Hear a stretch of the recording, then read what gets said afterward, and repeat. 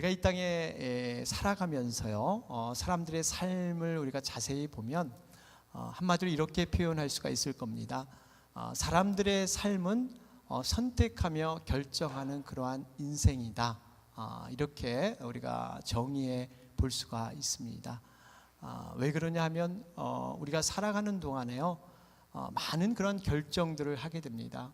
하루에는 적게는 수십 번 결정을 하고요, 많게는 수백 번의 결정들을 우리가 하게 됩니다. 때로는 우리가 이것을 알든지 모르든지 간에 많은 결정들을 우리가 수없이 하게 되죠. 아침에 일어날 때부터 우리 벌써 결정할 일이 생기지 않습니까? 오늘 아침에 무엇을 먹을까? 밥을 먹을까? 빵을 먹을까? 또 이렇게 날씨에 따라서 외출할 때 오늘 무슨 옷을 입고 나갈까 하는 그런 고민들을 잠깐씩은 우리가 해보게 됩니다. 그러면서 이런 간단한 결정부터 또 복잡한 결정도 굉장히 많아요. 이것을 할까 저것을 할까 결정할 때 여러 가지 얽히고 설킨 그러한 일도 많이 우리 인생사에 있습니다.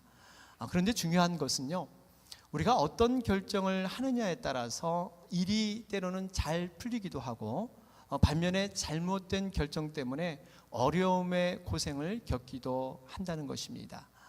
이러한 이유 때문에 우리가 결정하기에 앞서서 많은 사람들이 적지 않은 고민을 하게 됩니다. 쉽게 결정할 수 없기 때문에 우리가 많은 고민을 하게 됩니다. 결정의 순간은 굉장히 짧습니다. 한 순간일 수 있지만 그 짧은 결정이 그 결과에 있어서는 어떻게 보면 영원한 인생의 승부를 가르는 막대한 그런 영향을 미치는 것도 우리가 경험을 하게 됩니다. 요즘 우리 여러분 샌프란시스코 우리 살고 있다는 것을 조금의 그 자긍심이라 그럴까요? 조금 그러한 좀 자랑할 거리가 되는데, 요즘 여러분 잘 아시죠? 우리 샌프란시스코 야구팀 자이언트가 2014년 월드 시리즈에 또 올라갔죠. 어제도 아마 게임을 한 걸로 알고 있는데 저는 못 봤지만, 여러분 우리 그 샌프란시스코 자이언트 팀이 아마 짝수년과 굉장히 관련이 깊다 그러죠.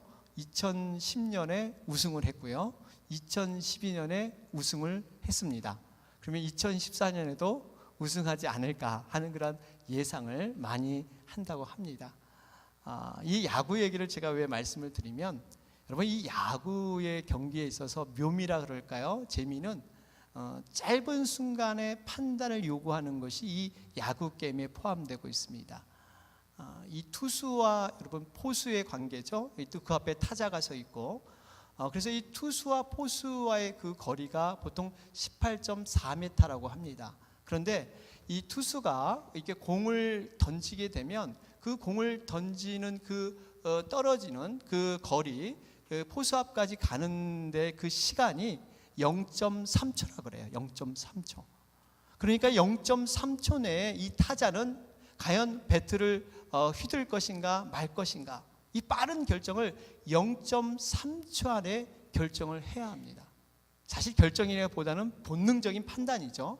이 배트를 댈 것인가 말 것인가 하는 그러한 야구입니다. 그런데 재밌는 것은 이 공이 이 타자가 판단하기에 그냥 직선으로 쭉 날아오지가 않는다는 것이죠. 어떨 때는 이렇게 쭉 날아오다가 뚝 떨어지기도 하고, 어떨 때는 옆으로 휘기도 하고, 어떨 때는 공이 또 올라가기도 해요.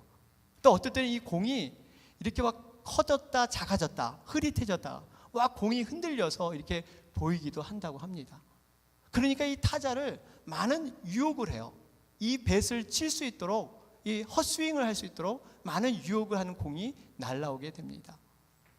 여러분 이걸 보면 어쩌면 스포츠와 인생은 참 비슷한 것이 많이 있습니다.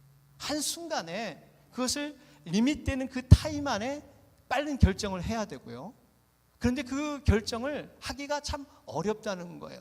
그런 유혹이 많이 있습니다. 그냥 정직하게 날아온 볼이면 쉽게 결정할 수 있지만 여러 가지 그러한 복선들이 있고 결정하지 못하는 유혹들이 많이 있다는 사실이에요. 요즘 시대를 보면 우리가 흔히들 참 이 거절하지 못해서 넘어지는 경우가 참 많이 있어요. 제가 방금 이 야구 얘기도 말씀을 드렸지만 이 거절을 잘 해야 됩니다. 이 타자는 과연 이것이 볼인가 스트라이크인가를 잘 볼 줄 알아야 되고, 만약에 볼이면은 거절을 해서 그 볼을 보내는 것도 좋은 결정이라고 할 수 있습니다. 우리가 이 거절하는 것 참 중요합니다. 우리 예전에 참 어려운 시절을 살 때는 우리가 이 실패한다는 것은 성공하지 못하는 것에 대한 얘기를 실패한다고 그랬죠. 내가 무엇을 정말 출세하지 못하고 무엇을 쟁취하지 못하고 소유하지 못하면 나는 실패의 인생이야, 이렇게 많이들 정의를 했습니다. 근데 요즘은 이 실패라는 것이 대부분 이 어떠한 정상에서 올라갔을 때 그것을 거절하지 못하고 많은 유혹을 뿌리지 못해서 넘어지는 경우 많은 실패를 보게 됩니다.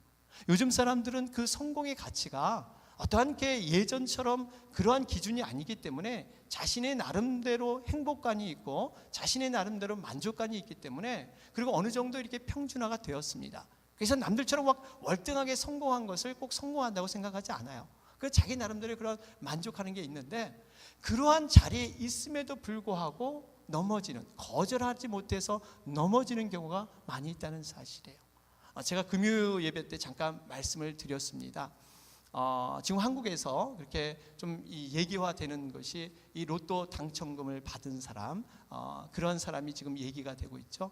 한국의 로또 당첨금에서 역사상 2위, 제일 많은 그런 당첨금 중에서 두 번째 많은 당첨금을 받았습니다. 그것이 10년 전의 일이에요. 242억. 엄청난 돈이죠. 10년 전에 242억이면 지금은 아마 더 많은 돈으로 우리가 환산이 될 것입니다. 세금을 떼고 순수하게 손에 쥔 돈이 198억이라고 합니다. 세상 사람들이 참 부러워했어요. 어떻게 돈벼락을 맞아도 제대로 맞았네, 어떻게 저렇게 맞을 수 있을까, 나도 좀 저런 돈 좀 한번 맞아봤으면 하는 그런 많은 부러움이 있었습니다. 그런데요, 그 사람이 정확히 10년 후에 가정이 깨지고 지금 사기범으로 구속당하는 지경에 이렇습니다. 더욱더 1억 8천만 원의 빚을 진 사람으로 지금 그렇게 신세가 전락해 버렸습니다. 왜 이 사람이 이렇게 되었을까요? 저는 이 사람이 거절하지 못했기 때문에 이렇게 됐다고 생각합니다. 돈을 받으니까 많은 사람들이 구름대처럼 모였어요. 예전에는 알지도 못한 사람이 사돈의 팔종까지도 이 돈 냄새를 맡고 사람들이 모였습니다. 사람들이 저마다 좋은 의견을 제시해요. 내가 병원을 짓고 있는데 그 병원에 투자하면 배당금을 엄청나게 줄 테니까 한번 투자해 보시오. 내가 주식을 좀 관리할 줄 아는데 그 주식에 좀 투자해 보면 엄청난 그러한 이익을 남길 겁니다. 한번 해보십시오. 그 모든 청을 거절하지 못했어요. 그 당시는 그것이 유익해 보이고 정말 나에게 많은 돈을 더 얹어줄 것처럼 보였지만 결국 그것이 다 숲으로 돌아가고 결국 독이 될 줄을 이 사람은 꿈에도 생각하지 못했을 겁니다. 그래서 지금의 신세로 전락해 버리고 만 것입니다. 성경에서도요, 보면은 거절하지 못해서 참 무너진 그러한 몇 사람의 예가 성경에 기록되고 있습니다. 부자이면서 어떠한 관리할 직에 있는 그러한 청년이 예수님께 찾아왔습니다. 윤리적으로나 율법적으로 완전한 퍼펙트한 사람이었습니다. 누가 봐도 저 사람은 정말 존경받을 만한 사람이다 하는 그런 인정을 받았던 사람이에요. 그런데 그 사람이 영생에 관한 질문을 예수님께 드렸습니다. 예수님의 대답이 내 소유를 팔아서 가난한 자에게 나눠주고 나를 따르라. 그럴 때 그 사람이 그것을 실행하지 못했어요. 왜 그랬을까요? 재물이 주는 그 힘의 마력, 그 재물을 거절하지 못했기 때문에 그는 근심하며 돌아갔다, 이렇게 성경에 기록되어 있어요. 그 이후로 그 사람의 이름과 존재에 대해서 성경은 언급하지 않고 있습니다. 또 한 사람의 예가 있습니다. 유대 총독 바로 본디오 빌라도. 이 사람의 이름은 얼마나 저주받았는지 세계 모든 기독교인이 정말 이 신앙 고백을 할 때마다 저주의 이름으로 등장을 합니다. 어떻게 보면 하나님의 아들 예수님을 만날 수 있는 기회가 있었던 사람이 이 사람이에요. 굉장히 행운을 받을 수 있는 확률이 있었습니다. 그럼에도 불구하고 예수님을 살릴 수 있는 그러한 권한이 있음에도 불구하고 거절하지 못했어요. 누구의 거절을요? 사람들의 요구. 사람들이 폭동을 일으키면서 자기 자리가 위태해질까 봐 그 사람들의 눈치, 사람들의 그 요구를 거절하지 못해서 진리 밖으로 밀려났던 사람이 바로 이 본디오 빌라도였습니다. 사람들은요, 자기 자리가 성공하는 위치에 있었고 모든 것을 다 가졌지만 때로는 거절하지 못해가지고 그 자리에서 완전히 무너지는 이런 경우가 세상에도 있고 성경에도 많이 발견이 됩니다. 그에 반해서 오늘 등장하는 주인공 모세. 모세는 거절하기 때문에 성공했던 자예요. 거절하는 그 힘과 능력이 있었기 때문에 다른 사람들은 다 걸머지고 소유하고 얻는 것이 성공인 줄 알았는데 모세는 반대로 거절했기 때문에 모든 것을 얻었던 자가 바로 이 모세의 예입니다. 바로의 공주라는 자리, 그 자리를 거부했어요. 그리고 오히려 자기 동족과 고난 받기를 즐겨했다, 이렇게 성경은 말하고 있습니다. 사실 우리가 이렇게 성경을 편안하게 읽으니까 너무 쉬워 보이는 것 같고 또 이 결과가 주는 그 영광이 너무 크니까 우리는 사실 쉽게 생각할 수 있지만요, 사실 그 당시로 우리가 모세가 되어야 된다면 여러분 쉬운 게 아닙니다. 왕의 자리잖아요. 예? 한 몸의 부귀 영화 권세를 누릴 수 있는 그러한 자리였습니다. 모세의 나이가 40세였어요. 40세. 만약에 20대라면 한번 패기 있게 한번 도전해 보고 뭔가 좀 이렇게 실패해도 다시 돌이킬 수 있는 시간이 있기 때문에 뭐 20대라면 뭐 그저 이해가 되는데 40대입니다. 40대. 보통 이 40대라 그러면 굉장히 현실주의가 된다 그러죠. 20대는 뭔가 꿈을 가지고 살고 30대는 자기의 어떤 실력을 내세우며 살면서 40대는 현실로 돌아가서 현실주의자가 된다고 합니다. 그런데 모세는 40세에 그것을 거절했어요. 더군다나 모세는 가만히 있으면 저절로 이 애굽의 왕이 될 수 있는 그러한 위치였습니다. 바로의 공주는 무남 동료였죠. 무남 동료예요. 오로지 딸 하나였어요. 더군다나 바로의 공주에게는 자녀가 없었어요. 자식이 없었습니다. 그렇기 때문에 양자로 입양한 이 모세는 누구의 경쟁자도 없었어요. 무슨 다른 왕자가 있었거나 그런 게 아니라 저절로 왕이 되는 그러한 자리에 있었습니다. 이 자녀가 없으니까 이 바로의 공주가 나일강으로 몸을 씻으러 이렇게 가지 않습니까? 근데 왜 나일강에 가서 몸을 꼭 굳이 씻어야 그런 생각을 했을까요? 궁중에도 좋은 그런 목욕탕이 많이 있을 텐데 왜 나일강에 가서 씻어야 했을까요? 여러분, 그 당시 나일강은 하나의 신이었어요. 우상이었습니다. 나일강이 주는 그 풍요로움, 어떤 생산을 해주고 그 물이 어떤 농작물을 줄 때 어떤 풍성함을 주기 때문에 자기 자신이 거기 몸을 씻으면 다산의 의미, 뭔가 아이가 생긴다는 그런 믿음이 이 바로 공주에게 있었던 거예요. 그리고 우리가 잘 아는 이 출애굽 시킬 때 10가지 재앙이 있잖아요. 10가지 재앙. 여러분, 그 재앙이 다 의미가 있죠. 단순히 그냥 어려움을 주는 것이 아니라 다 그들이 숭배하는 우상 신이었습니다. 피개입파, 악도구, 매흑장, 뭐 이렇게 10가지 순서인데 처음에가 바로 피예요. 피의 재앙. 그게 뭡니까? 모든 하수, 나일강을 포함한 모든 하수가 피로 변해버립니다. 그들이 어제까지는 절을 하고 빌면서 풍요로움을 강구했던 그러한 그 물이 오늘 아침에 보니까 피냄새가 범벅이 돼서 모든 사람에게 해를 입히는 이러한 존재로 변해버렸어요. 이건 엄청난 사건이에요. 하나님께서 최고의 신이 될 뿐만 아니라 너희들이 어제까지 섬겼던 그 우상이 어떠한지 봐라 이거예요. 지금 이렇게 피바다, 피냄새가 되지 않았느냐, 이것을 이 애굽 사람에게 보여주는 그러한 좋은 장면입니다. 어쨌든 간에 이 바로의 딸이요, 나일강에서 목욕을 하다 보니까 이 아이가 생산된다는 그러한 이 믿음이 있었는데 어떻습니까? 하나님께서 기가 막힌 타이밍에 하나님의 역사를 준비하시지 않습니까? 하나님께서 이 갈대의 상자를 모세에 준비시켜서 바로 공주의 눈에 띄게 합니다. 여러분, 바로 공주의 입장에 봐서는 야, 이것이 바로 내 믿음 때문에 얻은 그러한 아들이 아닐까, 충분히 이렇게 여길 수 있어요. 그래가지고 애지중지 가서 키워가지고 결국 자기의 아들로 입양을 시키지 않습니까? 이렇듯이 이 모세는요, 사실 최고의 영광을 다 누릴 수 있는 이러한 자리에 있었습니다. 그런데 이 모세가 믿음으로 이 모든 것을 다 거절했다는 사실이에요. 그 거절할 수 있었던 그 힘과 능력이 어디에서 왔을까? 여러분 어떻게 생각하세요?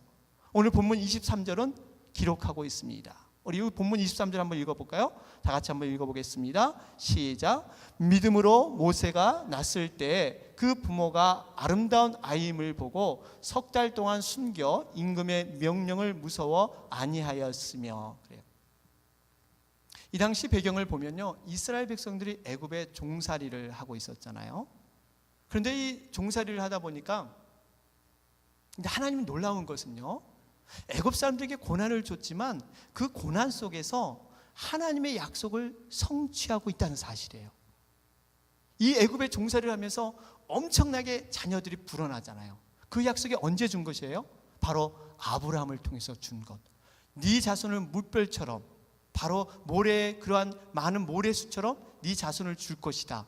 그 약속이 애굽 사람에게 보길 때는, 이 이스라엘 백성들이 볼 때는 지금 고난의 환경이에요. 종살이를 하고 있지만 그 고난의 종살이 속에서 하나님의 신실한 약속이 성취되고 있다는 사실이에요. 여러분, 우리가 때로는 고난의 환경에서도 하나님은 그 고난 가운데도 열심히 일하고 있다는 사실입니다. 그 고난 가운데 하나님의 약속이 성취되고 있다는 사실이에요. 그렇기 때문에 우리가 모든 삶에서 버릴 것이 없습니다. 하나님 편에서는 버릴 게 없어요. 모든 걸 하나님의 섭리 안에서 움직이고 있기 때문에. 그런데요, 이러한 고난 가운데 모세에게 이 바로 부모에게 아들이 생기지 않습니까? 어떻게 보면 이 모세 부모님으로 편에서는 아들이 태어나지 않았으면 하는 바람도 있었을 거예요. 여러분 그렇지 않겠어요?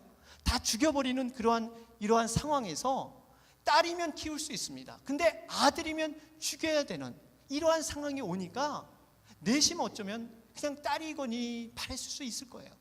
그런데 아들이 덜커덕 낳습니다. 근데 그 아들을 오늘 말씀을 보니까 아름다운 아임을 보았더라 그래요. 아름다운 아임을 보았더라. 우리가 그런 말이 있죠. 고슴도치도 자기 새끼는 이뻐 보인다 그래요. 세상에서 제일 이쁜 게 자기 새끼라 그러죠.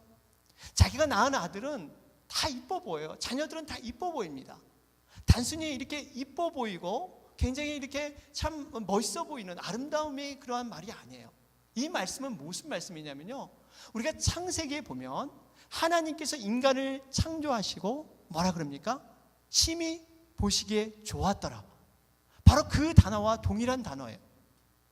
그러니까 이 아름다움은 그냥 자기의 눈으로 평가한 것이 아니라 하나님의 섭리 안에서, 하나님의 역사 안에서 모세가 태어난 것은 하나님께서 계획하셔서 하나님의 필요한 사람이기 때문에 우리에게 주셨다 하는 것을 확인한 것입니다. 만약에 그냥 자기의 아들이라고 생각했다면 3개월 동안 여러분 숨겨서 이렇게 목숨까지 걸면서 살 수 있을까? 물론 인간의 어떠한 정, 부모님의 정 때문에 할 수도 있겠지만 모세의 부모님은 그것이 아니었어요. 하나님께서 필요한 사람이기 때문에 목숨을 걸고 그 아들을 숨긴 것입니다. 저는 그러면서 이 석 달 동안 과연 이 모세의 부모님들이 어떠한 마음으로 이 정말 아들을 키웠을까? 여러분 석 달 동안 얼마나 많은 그 아기가 울었을까요? 밤마다 울 때마다 정말 이 가슴을 쓸어내리는 이러한 마음이 있었을 거예요. 우리 어르신들 알시겠지만 이 한국에는 예전에 이 사골세빵이라는 게 있었죠. 사골세빵. 우리 미국에서 렌트의 개념인데 전세빵 이렇게 있었고, 그런데 예전에 한국에는 이렇게 참 이 방들이 많이 붙어 있었고 이렇게 집에 전세방을 많이 만들기 위해서 방을 많이 만들었잖아요. 그런데 아기가 태어나서 이 밤에 울기 시작하면요, 그 부모님들은 참 안절부절해요. 여러분 그런 아시죠? 우리 어르신들 참 옆집에 피해 줄까봐 참 아기 그 울음소리 때문에 참 마음이 참 졸이는 적이 많이 있습니다.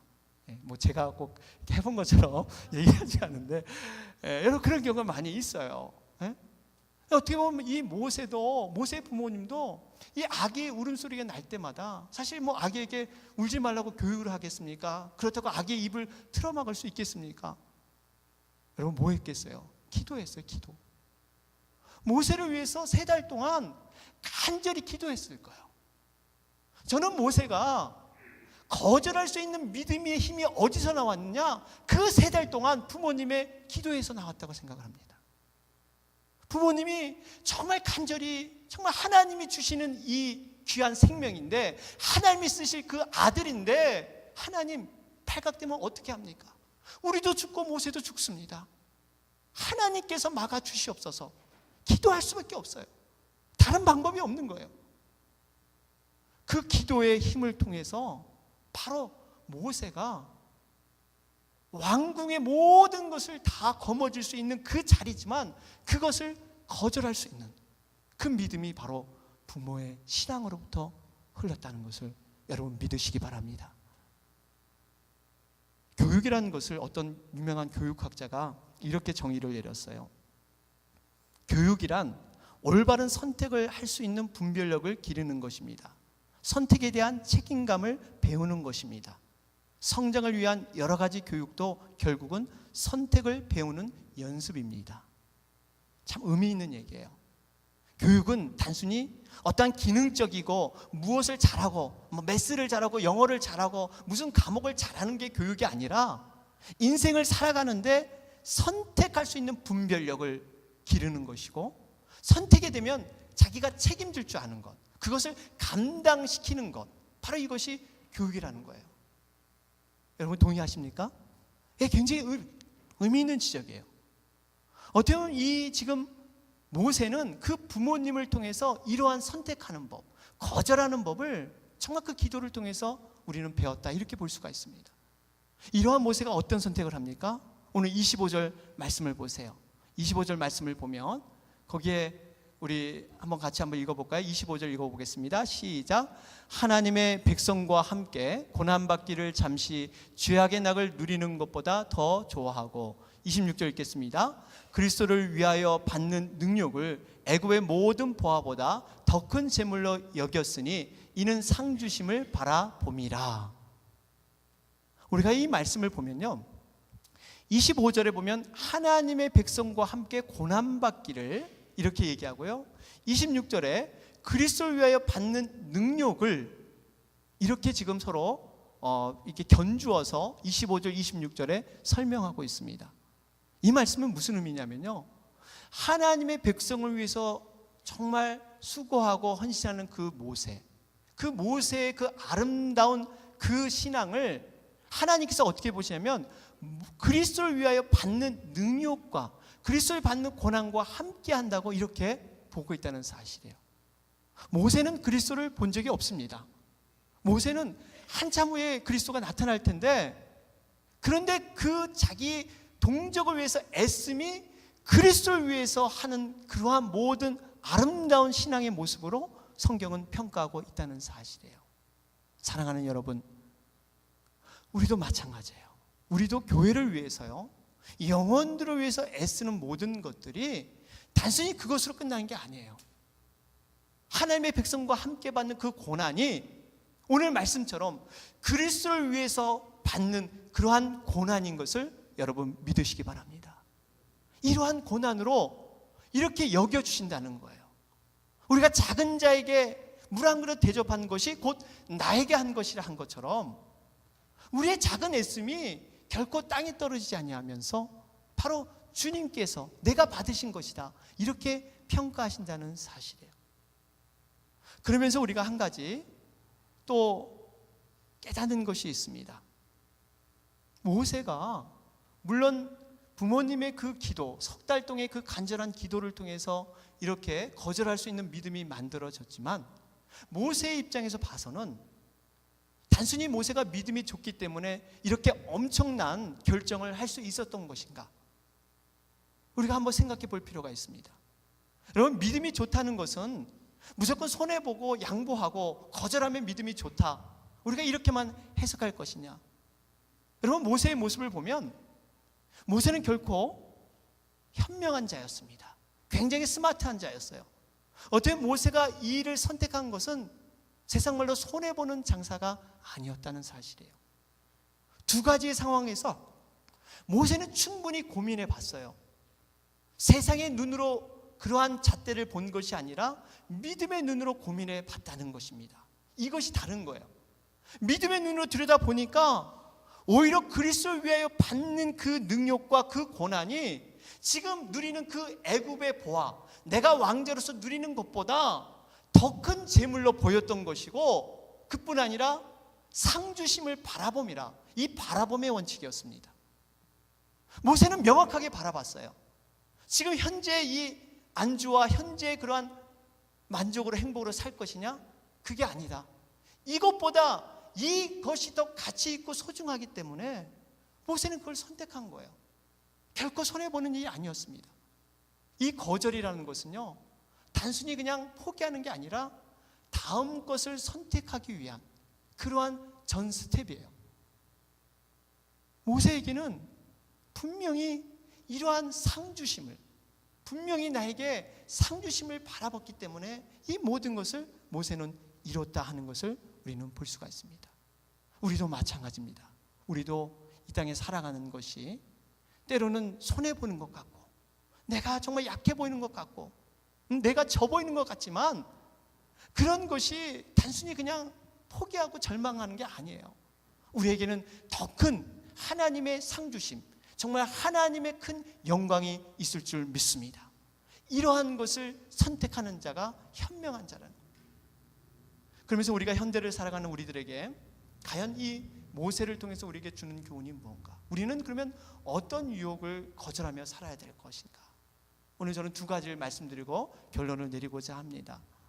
모세의 모습을 보면요, 모세가 거절했던 것은 오늘 본문 말씀을 보니까 잠시 죄악의 낙을 누리는 것, 이것을 거절했다 그랬어요. 세상의 죄의 유혹을 우리는 거절하며 살아야 합니다. 세상의 죄의 유혹, 오늘 성경을 보면 분명하게 잠시 죄악의 낙이란 말이에요. 낙. 여러분, 죄악은 이 낙이 있어요. 쾌락이 있습니다. 즐거움이 있고 자유로운 것처럼 그렇게 보이는 게 죄예요. 그래서 세상 사람들이 죄를 질 수밖에 없는 게 나름대로 죄 짓는 재미가 있다니까요. 이게 사단은 끊임없이 그러한 죄의 달콤함으로 우리를 끊임없이 유혹을 합니다. 그렇기 때문에 우리가 그걸 참 끊기가 어려운 거예요. 그런데 문제는 잠시라는 거예요. 잠시 죄악의 낙입니다. 우리 과거에 정말 세상적으로 살아봤잖아요. 그런데 그것이 정말 내 안에 평안이 있고 만족이 있고 감사가 있고 기쁨이 있는가? 모든 게 잠시 누려지는 거예요. 잠시. 우리는 잠시 그러한 쾌락과 즐거움이 있지만 그 후에는 인생의 쓴 열매, 고통의 열매, 그 죄와 허무의 열매를 우리는 먹을 수밖에 없는 것이 인생의 본질이지 않습니까? 그렇기 때문에 우리가 정말 이 세상의 죄의 유혹을 여러분 거절하며 살아야 될 줄로 믿습니다. 이런 유혹을 참으로 거절하는 자는요, 성공하는 자고 인생을 정말 하나님의 뜻 가운데 이루는 자다, 이렇게 볼 수가 있습니다.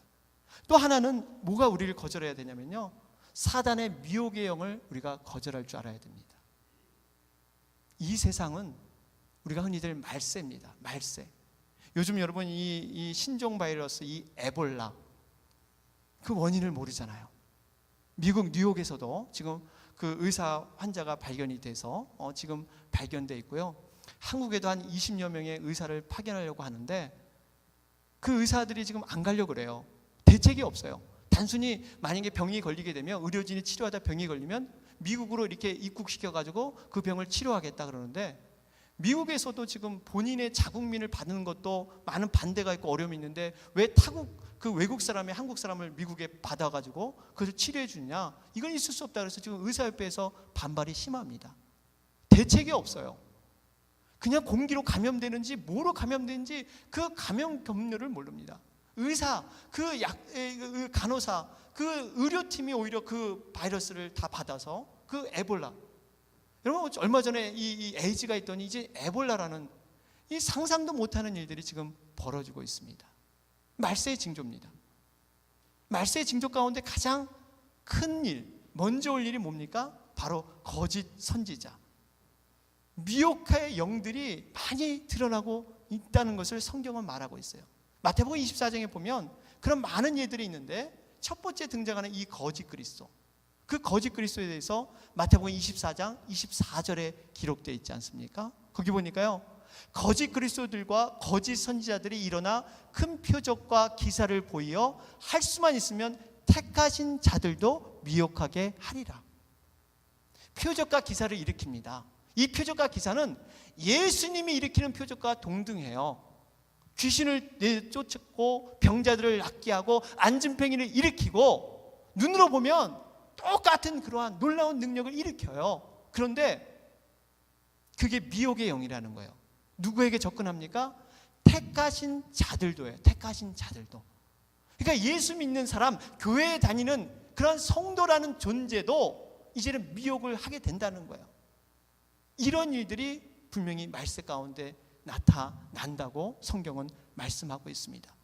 그렇기 때문에 우리가 해야 될 일은요, 무조건 보이는 현상만 우리가 믿고 그것을 따를 것이 아니라 그 정말 미혹의 영이 하나님께 속했는가를 우리는 테스트해보고 검증해봐야 돼요. 예수님 당시에도 그랬잖아요. 예수님께서 놀라운 능력과 기적을 일으키셨습니다. 귀신을 쫓아내고 정말 안진뱅이를 일으키고 소경을 눈을 뜨게 하셨어요. 그랬더니 많은 사람들이 쫓아왔어요. 근데 그 예수님이 하나님의 아들인 것은 모르고 그저 선지자 정도로 아는, 그래서 사람들이 나를 누구라 그랬더니 세례 요한이라 그럽니다. 엘리야라 그럽니다. 예레미야라 그럽니다.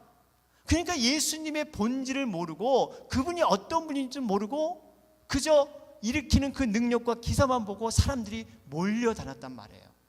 그분의 존재는 아랑곳하지 않고 또 알 바 모르고 그냥 보이는 현상이면 좋은 거예요. 우리가 이 시대에 이런 현상들로 일어날 수 있어요. 그렇기 때문에 성경은 요한일서 4장 1절에 분명히 말씀하고 있지 않습니까? 뭐라고 말씀합니까? 사랑하는 자들아, 영을 다 믿지 말고 오직 영들이 하나님께 속하였나 시험하라. 많은 거짓 선지자가 세상에 나왔습니다. 하나님께 속하였나 시험해 보라는 거예요. 그냥 모든 영이 다 믿지 말라. 여러분, 이 말씀을 보면 우리가 어떻게 이 시대를 살아가야 될 것인가, 정말 이 시대 가운데 우리가 어떠한 유혹을 이겨내야 될 것인가 하는 것들을 우리가 정리해 볼 수가 있습니다. 말씀을 정리하도록 하겠습니다. 오늘 우리 모세의 믿음을 통해서 깨닫는 것은 거절하는 믿음이었습니다. 모세는 그 아름다운 믿음의 유산을 부모님으로부터 받아서 죽음의 위협 앞에서도 하나님의 마음을 가지고 모세를 키웠던 그 아름다운 믿음의 유산, 거절할 수 있는 그 믿음을 모세는 부모님께 받았어요. 그러면서 애굽의 왕으로서 그가 살 수 있었지만 그 모세는 모든 그러한 것들을 내려놓고 오히려 세상의 영광을 등지고 죄악의 낙을 누리지 않고 하나님의 백성과 더불어 고난받는 일에 그는 그 모든 것을 선택했던 것을 볼 수가 있습니다. 사랑하는 여러분, 우리에게도 우리 자신에게 적용해 볼 때 거절해야 될 것들, 또 우리를 유혹하는 것들이 우리 삶 가운데 많이 있습니다. 하나님께서는 우리가 거절한 만큼, 세상에 대해서 우리가 논 만큼 하늘의 풍성한 것을 줄 수 있도록, 하나님의 것을 많이 누릴 수 있도록 우리가 거절한 만큼 하나님의 상급이 더 크다는 사실입니다. 우리가 거절해야 될 것이 무엇입니까? 우리가 다시 한번 모세의 신앙을 우리가 바라보면서 진정으로 하나님의 사람으로 거듭나며 다시 한번 하나님의 뜻을 이루어드리는 그러한 귀한 신앙의 삶으로 나가시는 여러분과 제가 되길 주님의 이름으로 축원합니다. 아멘.